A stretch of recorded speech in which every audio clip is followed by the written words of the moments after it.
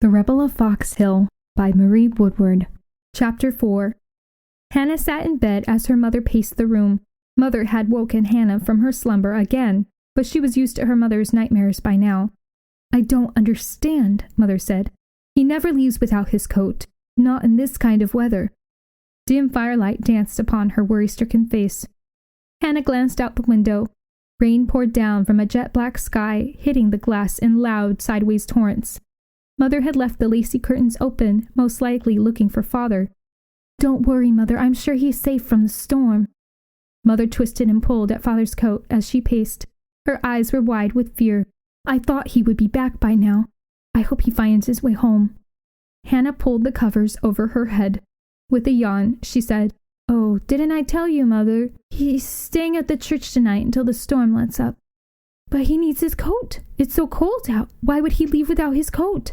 Hannah turned on her side and let her heavy eyelids close. "I don't know, Mother." She drifted off into her dreams again. The sounds of her mother's soft pacing became the sound of Corporal Anderson tapping lightly at her window. Hannah pushed open the glass and leaned out. Anderson smiled at her, his teeth gleaming and white. He drew closer and closer until she could feel his hot breath on her face. "Wake up," he whispered, his lips close to hers. With a jolt, Hannah awoke. She could feel her heart thumping in rhythm with the steady rain, which was falling lighter now. Hannah blinked as her eyes adjusted to the darkness.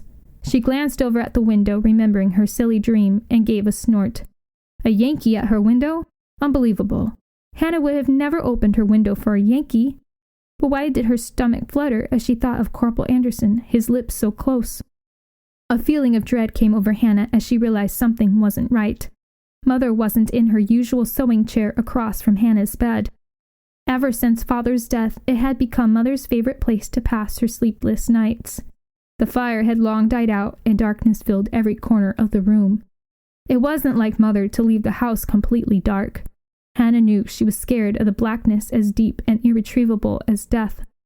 Hannah sat up straight and held her breath, hoping to hear beyond the rain her mother's shuffling feet downstairs. Sometimes, when Mother couldn't sleep, she baked bread or tidied the house. But all Hannah could hear was the low-pitched drumming of the rain outside. "Mother?" She listened again. The house was still. Hannah swiveled off the bed, her feet meeting the cold wood floor. She shivered. She reached for her shawl that hung on a peg and threw it over her slender shoulders. "Mother!" Why wasn't she answering? Hannah tiptoed downstairs, the faintest groan of the house causing her to stop and listen. Finally, she reached the bottom landing and turned the corner. Hannah was certain when she saw the kitchen door, clumsily left open, that her mother was gone. She sighed as she stepped into a puddle on the floor brought in by the rain. Where could Mother have gone? She would have to go out and look for her. Hannah quickly laced up her shoes, then pushed open the kitchen door the rest of the way before calling out into the drizzly night. "Mother!" She scanned the property and bit her lip. Across from her in the barn there was a sliver of light. Hannah stepped out into the darkness toward it, hoping the light would lead her to her mother. The chill of the weather cut into her exposed skin, but she continued on. Her shoes sunk into soggy soil as she stepped down from the wooden porch. Perhaps Mother was in the barn, taking a lantern to the Yankees. No, she had done that earlier that night, before the sun had fully gone down, before the storm. But if Mother wasn't in the barn, Hannah would take the soldier's light to search for her mother in the dark. She needed it more. Hannah hurried through the mud. Each step felt heavy and made a sickening squelch. Hannah tucked her shawl closer to her body as the rain hit her face and wet her hair. Why would her mother come out in weather like this? Mother had gone out before sleepwalking, but she had never went out in such terrible conditions. Fear crawled up Hannah's spine as she thought of her mother. Perhaps she was lost in the woods, or slipped in a creek and drowned. Hannah stumbled in the darkness and fell forward with a splash. Her hands and skirts were covered in mud, and she cursed at herself. How could she be so clumsy? She picked herself up and wiped her hands on her clothes, smearing the mud. Useless. Hannah approached the barn and peered through the door. Mother wasn't there. Corporal Anderson was asleep in the hay. Hannah tiptoed past him and reached for the lantern. She grabbed it from its hook and... "Where are you going with my light?" Hannah turned to find Corporal Anderson sitting up on his bedroll. He looked tired and puzzled. With a groan, he stood and stretched. Hannah's grip tightened on the lantern's smooth handle. "My mother's missing. I need the light to search for her." Hannah started for the door, but Anderson stepped in her way. She could feel his eyes examining her wet, muddy clothes. She clutched her shawl closer to herself, feeling uncomfortably exposed. "Let me help you find her," Anderson said, to Hannah's surprise. Hannah stepped around him almost like a dance. "Then come now, there's no time to waste." "Wait." Anderson grabbed his rifle, affixed his bayonet to the end, and slung it over his shoulder. "Now we can go." Anderson followed Hannah out into the darkness, guided by her lantern. He found himself staring sideways at her. Even in the dim light, covered in mud, Hannah's soft features were pretty, and there was something admirable about a woman who would go out into a storm to look for her mother. Hannah caught his eye, then quickly broke her gaze. "Thank you for coming with me," Hannah said, staring ahead. "I can't let you search by yourself. A woman like you out in the dark by herself? It's not safe. There are people who could hurt you, like Private Green." "That's why I fear for Mother. Hannah sighed. "I don't trust her out alone. And in this storm, nonetheless." Anderson nodded. "Mother," Hannah called. "Mrs. Hawkins." They trudged along, calling for Sally as they went. Anderson could feel the rain dripping down his face. Why would she come out on a night like this? "She was worried about Father," Hannah said, "that he didn't have his coat. I imagine she wanted to take it to him." A large gust of wind overcame them. Hannah was thrown to the side, toppling into Anderson, and the lantern swung wildly. Anderson grabbed Hannah around the waist to steady her. His throat tightened. Hannah jerked away from his grasp. "That's it. She's at the church. I'm sure of it." "Why would she be at the church?" "I told her Father was there waiting out the storm." Hannah clasped a hand to her mouth. "Oh no, this is all my fault." Anderson grimaced. "What? I thought your father was dead."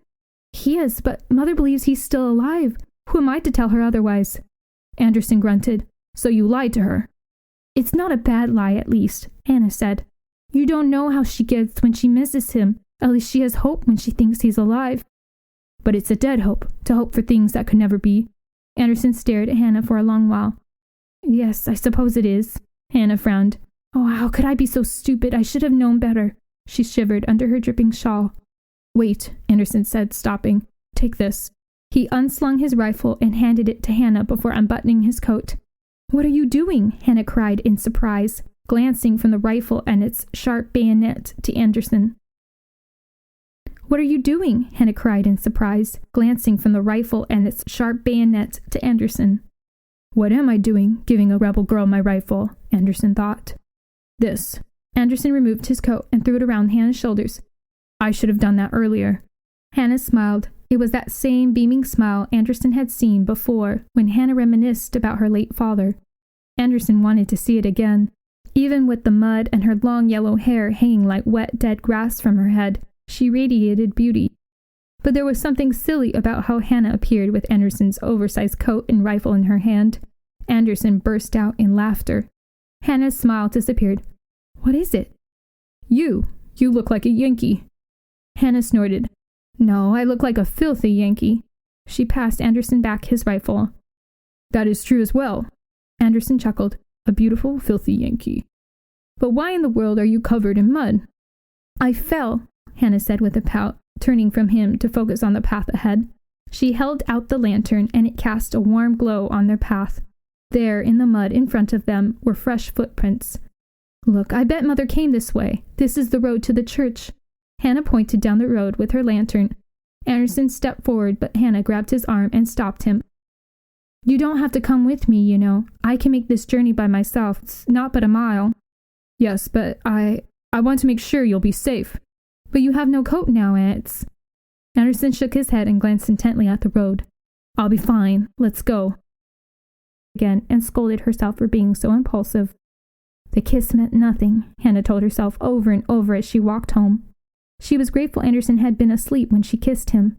If she didn't say a word about it, which she wouldn't, he would never know it happened. You've been listening to The Rebel of Fox Hill by Marie Woodward. Please click the like and subscribe button to hear more of my audiobook. Your support means a lot to me. Thank you for listening.